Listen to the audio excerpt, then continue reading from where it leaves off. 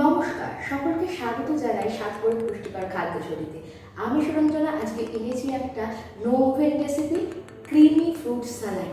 খুবই ট্যাঙ্গি আর খুবই টেস্টি। এটা আমি দুজনের জন্য বানাবো।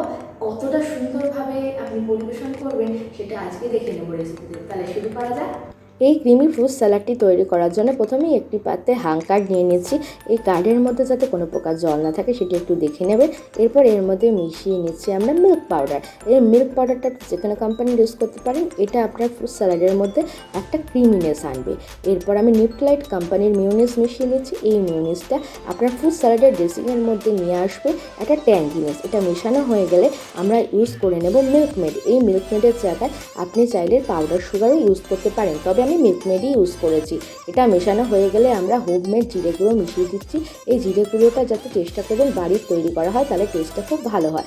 এরপর আমরা একটু এর মধ্যে চাট ফিলিংস আনার জন্য এর মধ্যে চাট মশলা মিশিয়ে দিচ্ছি। এটা মেশানো হয়ে গেলে এই উপকরণগুলোকে দইয়ের সাথে খুব ভালোভাবে মিশিয়ে নিতে হবে যাতে লাম্পস না থাকে।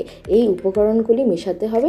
এবং আপনাদের আরেকটা গুরুত্বপূর্ণ কথা বলি যে আপনারা যে যে ফলগুলো ইউজ করবেন চেষ্টা করবেন সিজনাল ফ্রুট ইউজ করা, তাহলে আপনার এটি অনেক বেশি কালারফুল, আপনার হেলদি, আর তার সঙ্গে সঙ্গে অনেক বেশি আপনার আই ক্যাচিং হবে। এইটি হয়ে গেল। এরপর আমরা এর মধ্যে একটু দইও মিশিয়ে নিচ্ছি।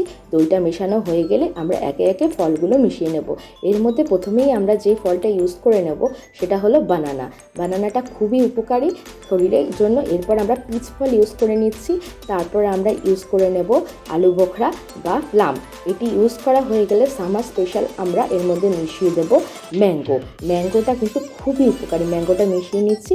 এরপর আমরা যেটা মিশিয়ে নেব সেটা হচ্ছে একটু অরেঞ্জ কালারের ফল, সেটার নাম হচ্ছে অ্যাপ্রিকট। অ্যাপ্রিকট না পেলে আপনি অন্য ফলই ইউজ করতে পারেন, তবে আমাদের অ্যাপ্রিকটটা অ্যাভেলেবেল থাকার জন্য আমরা এর মধ্যে মিশিয়ে নেব এই অ্যাপ্রিকট ফলটি। অ্যাপ্রিকট ফলটি ভালোভাবে মিশিয়ে নেবেন। চাইলে ড্রাই ফ্রুটসও মিশিয়ে নিতে পারেন।